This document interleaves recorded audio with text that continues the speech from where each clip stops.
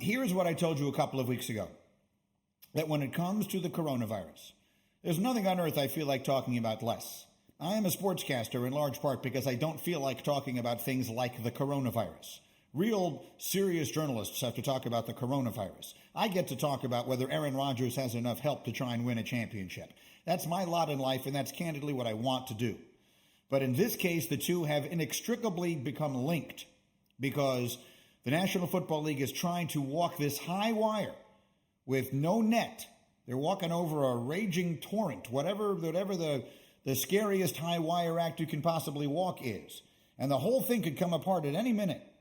And I told you that I admire like crazy the fact that they've gotten this far and that they have to treat absolutely everything as secondary to getting to the finish line. Everyone's best interests are served by that.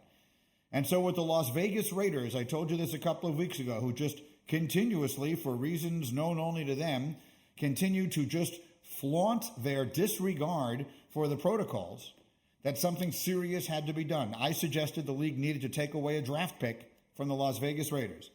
And yesterday, that's exactly what they did.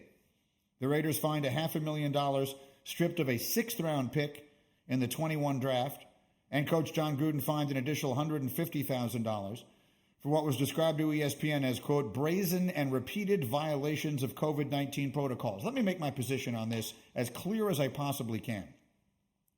This has nothing to do with how seriously you take the coronavirus.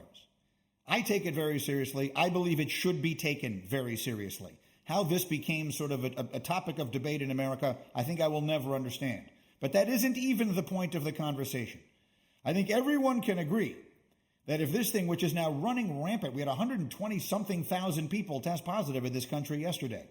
If the NFL is going to somehow manage to work its way all the way to a conclusion, which all of us want, if you're listening to this show, it's because you're a football fan. So you, like me, want this thing to work. I want these games played on Thursdays, Saturdays, Sundays, Mondays. We want to watch them. This stuff has to be followed to the letter. And I'm not sitting here trying to say that I want to punish the Raiders because they're bad people. I love John. I've known John forever. John worked at ESPN for 10 years, 11 years while he was in between coaching jobs. He was on Mike and Mike every Wednesday. And he's terrific. I'm not looking to punish John, but I think that the point of a punishment is a deterrent. You have to send a stern message to every team in the NFL.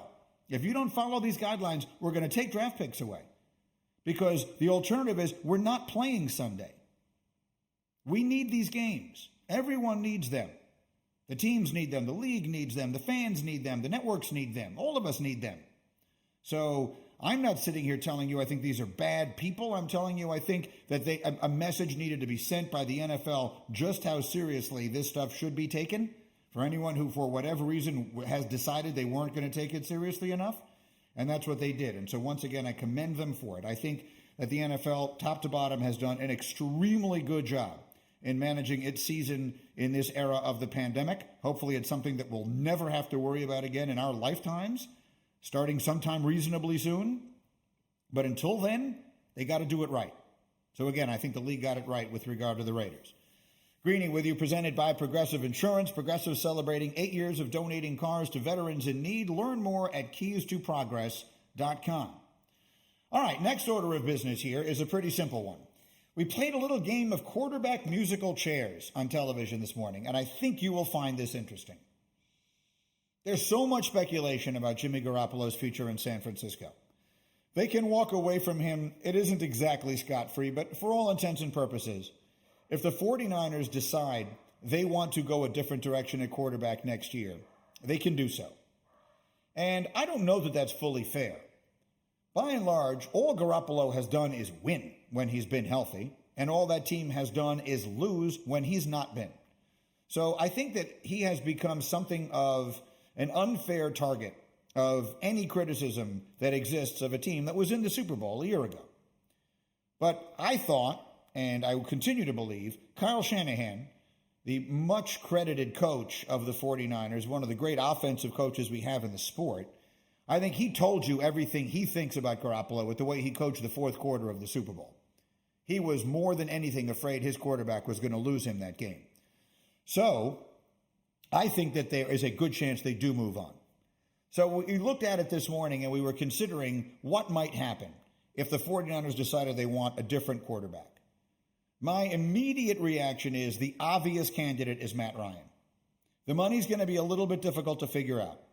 But Kyle Shanahan was the offensive coordinator in Atlanta when Matt Ryan had his best season. He won MVP of the league. They went to the Super Bowl that year. They didn't win it, but they were up 28-3. A lot of things went wrong from there, but generally speaking, Ryan was terrific. And he's only 35 years old now. He'll be 36. I think the Falcons might be on the verge of entering into a total rebuild. And if they are, it may not make sense to build it around a 36-year-old quarterback, and he may want to take another shot at a championship while he still has that shot. So I think that might be a move that makes a lot of sense for everybody. I then threw that open to the group. There's two of them I want you to hear because they were both fascinating. The first one from Rob Ninkovich. When the topic came up of Jimmy Garoppolo no longer being the quarterback in San Francisco, I said to Ninkovich, what do you think would happen to Jimmy G? Here's what he said. I think he'll be a New England Patriot. And listen, when's the last time you've seen Bill Belichick walk up to the opposing team's quarterback after they lost 33-6 and give him a little tap on the back and give him a handshake? I mean, I don't think I've seen that from any other quarterback that's ever beat the Patriots. So when I think about Jimmy G with the 49ers, there's really nothing that is going to hurt them if they just cut him loose. I mean, he's already made most of his money. So I could see maybe Jimmy G going to the Patriots. He likes Jimmy G back where it all began with Bill. Thank you for watching ESPN on YouTube. For live streaming sports and premium content, subscribe to ESPN+.